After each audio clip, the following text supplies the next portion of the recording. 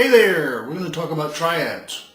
What's a triad, you might ask? Well, a lot of the basic chords that you have probably learned, let's say D, is a triad.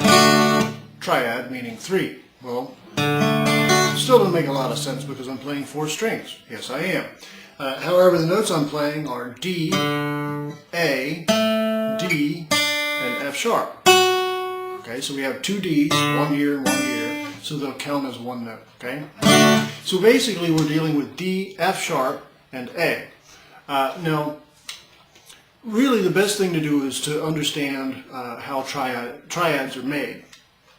And it's essentially that all of the ingredients for making chords and scales and melodies and all that sort of thing are made up of the 7 notes of the alphabet that we use in music, A through G, A, B, C, D, E, F, G, okay? And so when we're building chords, or triads in this case, chords being of 3 notes, then we're using 3 notes that are what we would describe as a third apart, okay?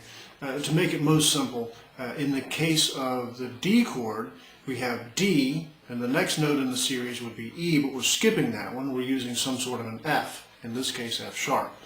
And then we have the next note, which would be G, but we're skipping that one, and we're using A. Okay, so that's how we have D, F sharp, and A. D, E, F sharp, G, A. So we're playing every other note, so to speak. And when we learn how to play them as chords, we learn them as a cluster, okay? Well, especially if we start on string 4, shall we? We might also learn D like this, okay, or learn it like this. In each of these cases, it's still 3 notes, 3 differently named pitches, okay? But we have multiples. For instance, here we have D, A, another D, F sharp, and A. Okay, so we have 2 Ds and 2 A's, all right, and 1 F sharp.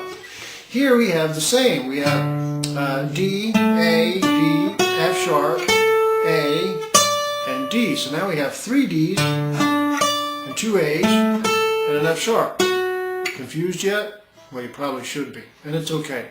Basically, just understand that we have 3 differently named notes in our basic chords, a major chord and a minor chord. We have 2 others, but who cares about those? Most of the time you haven't learned them anyway.